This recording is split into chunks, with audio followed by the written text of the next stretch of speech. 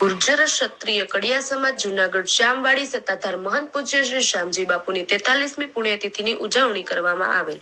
વિશ્વ પ્રસિદ્ધ સત્તાધાર ધામના સંત શિરોમણી પૂજ્ય શ્રી શ્યામજી બાપુની 43મી પુણ્યતિથિ નિમિત્તે સવારે સૌ પ્રથમ સોનાપુર ખાતે પૂજ્ય શ્યામજી બાપુના મંદિરે અભિષેક કરવામાં આવેલ અને પૂજન વિધિ કરી આરતી કરવામાં આવેલ હતી। ત્યારબાદ પ્રસાદનું વિતરણ કરવામાં આવે છે।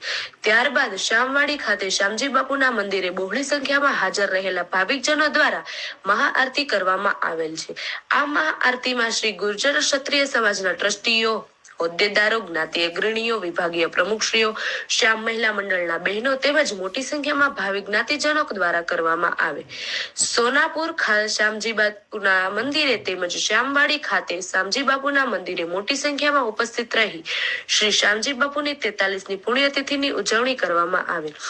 આ અમારી પ્રેસ નોટ આપના સુપ્રસિદ્ધ અખબારમાં વિનામૂલ્યે લેવા વિનંતી। પ્રમુખ લાજાળો શું લક્ષણો અને ઓલિયાનો યવતા, અરે ઈ તો ધર્મ સ્તંભ સતાધાર,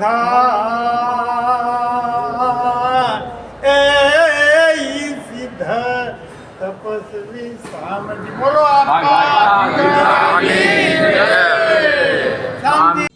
જય આપાગીગા, જય શામજી બાપુ। જૂનાગઢ ગુર્જર ક્ષત્રિય કડિયા સમાજ દ્વારા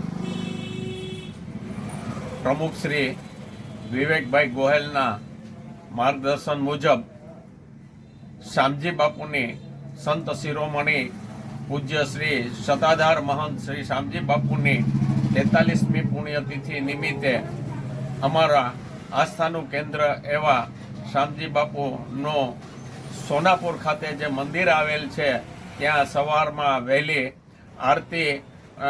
આરતી ઉતારવામાં આવેલ અને અભિષેક કરવામાં આવેલ હતો। અભિષેક કરી પૂજન વિધિ કરી અને ત્યારબાદ ત્યાં પ્રસાદનું વિતરણ કરવામાં આવેલ હતું।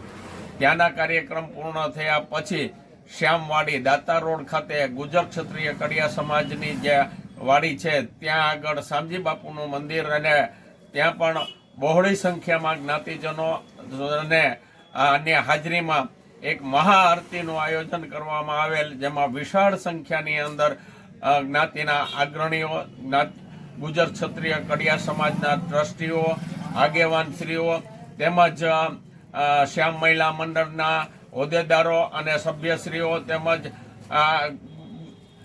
સેવા સંસ્થાના હોદ્દેદારો અને ટ્રસ્ટીઓ આવી રીતે સત્તાધારના આસ્થાના જે માનનારા શ્યામજી બાપુને જે માનનારા અને જ્ઞાતિજનો સર્વએ વિશાળ સંખ્યાની અંદર મહાઆરતીનો લાભ લીધો હતો અને ત્યારબાદ ત્યાં પણ મહાપ્રસાદનું આયોજન કરવામાં આવેલું હતું। બધાએ પ્રસાદ લઈ અને શ્યામજી બાપુની ભવ્ય રીતે 43મી પુણ્યતિથિ ઉજવવામાં આવેલ હતી।